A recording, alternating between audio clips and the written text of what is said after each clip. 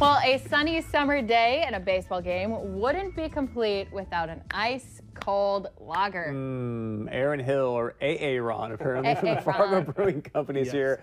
Talking about the new Redhawks Lager they've got and some other great lines. And I love the cans, the shades. I don't know if we can get a close-up at some point in these, but they've got the Fargo Brewing Company here on the side. So you're rocking it out, man. Welcome to the show. Yeah, thanks for having me. Appreciate it. Where are your shades?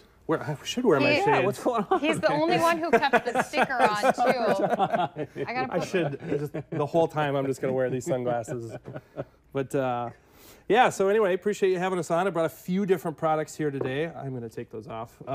So the main one I believe you wanted to talk about was the Redhawks Red Lager. Yes. So the management at the Redhawks has been bugging us for a few years to make this Redhawks Red Lager.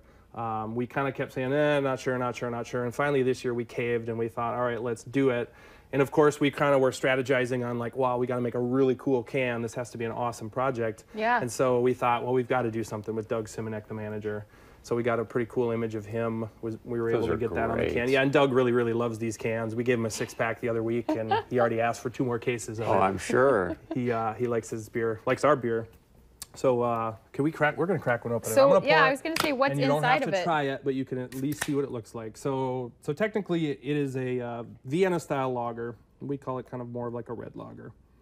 What does that mean exactly? German-style lager. What does that mean? Beer that would have traditionally been made in Germany. So we're trying to replicate beers that have been made for a long time.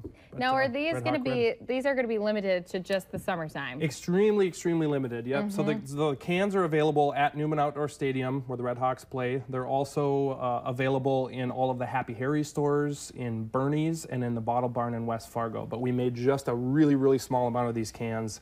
The draft is available only at our beer stand at Newman Outdoor Stadium, where the Redhawks play. Wow. And it's been going pretty well so far. I think we went through a keg in about a game and a half so far. Nice. So people have been kind of enjoying that. Well, It's a nice, easy drinking beer. That's kind of what we wanted, something that will work for the summertime, especially out at the stadium. Oh, it's smooth. Nice. Very smooth.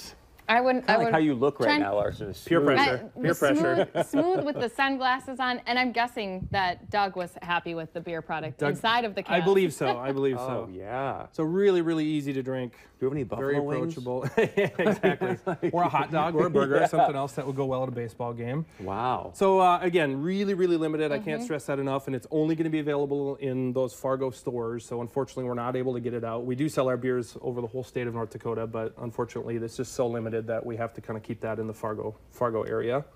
So next I brought our Kenny's Lemonade, and unfortunately we don't have cans of this summer. It's only available on draft. It will be available out at Newman Outdoor Field, as well as I think we have about 60 places in the Fargo-Moorhead area that have put this on tap.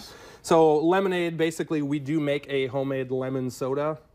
It's lemonade that's carbonated, and then we infuse it with a lager that we make called Fargo Original.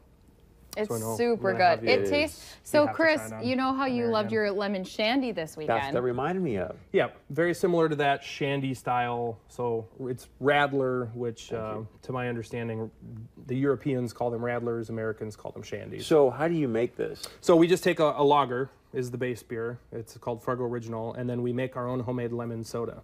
So we basically infuse it. And then we infuse it together at the end. What does that mean to rookies like myself?